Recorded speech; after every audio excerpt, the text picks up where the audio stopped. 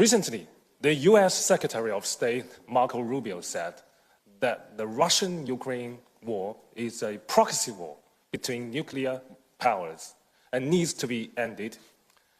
And meanwhile, the United States is selling more arms to this region and setting up more military bases in the Philippines.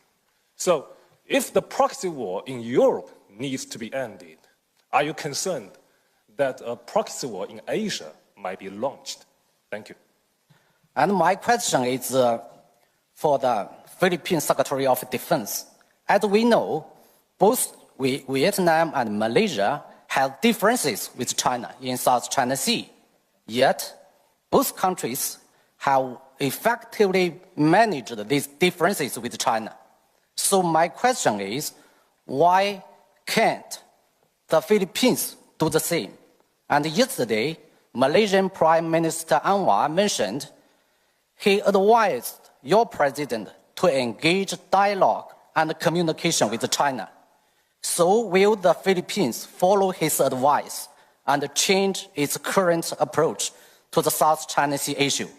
Or does the Philippines intend to act as a proxy for external powers, continue to serve as a shadow in the shadow play, as described by Singapore former Defense Minister An Yong-hun at this year's Munich Security Conference? Thank you. I shall address you collectively. And thank you for the propaganda spills disguised as questions. First, the comparison between the Philippines, Malaysia, and Vietnam. Let us not forget that while we are members of ASEAN, we are sovereign countries, each with its own territorial integrity and sovereignty. And I am sure that if what China is doing to the Philippines is done to Malaysia or to any ASEAN country, you would see a different reaction.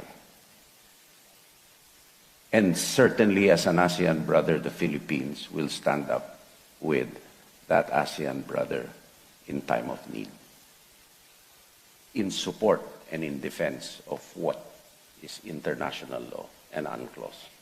As members of UNCLOS, we are all committed to support it. On the dialogue with China, unfortunately, in my personal opinion, the fact that the question was asked in the way it does, it engenders a deficit of trust in China's words vis-à-vis its actions. I just look back to 1995 on a place called Mischief Reef. There were a few bamboo structures erected there, and China said that these were temporary havens for fisherfolk.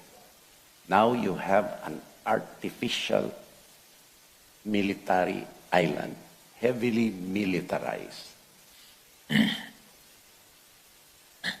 China says that it has peaceful intentions.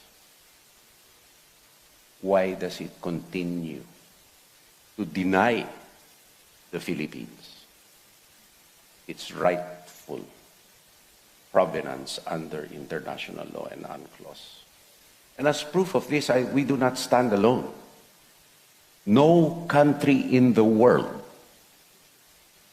supports the 9-dash line claim of China, or the idea that waters within this 9-dash line are internal waters of China. Several countries in the world, no less than 50, have joined the Philippines in condemning China's behavior in the South China Sea. None have agreed with China, and none has condemned the Philippines for standing up against China in the face of a threat to its territorial integrity and sovereignty, for which I thank the members in this chamber right now for your support. And thus, for dialogue to be effective, It must be coupled with trust. And China has a lot of trust building to do to be an effective negotiating partner in dispute settlement. We have to call a spade a spade. And that's what we see, and that is the biggest stumbling block to dispute resolution or dialogue with China. That deficit of trust, which I think any rational person or any person that is not ideologically biased with freedom of thought and freedom of speech will agree with me.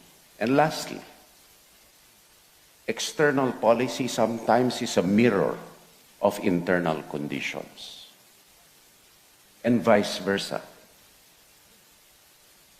I, for one, cannot trust a country which imposes, represses its own people.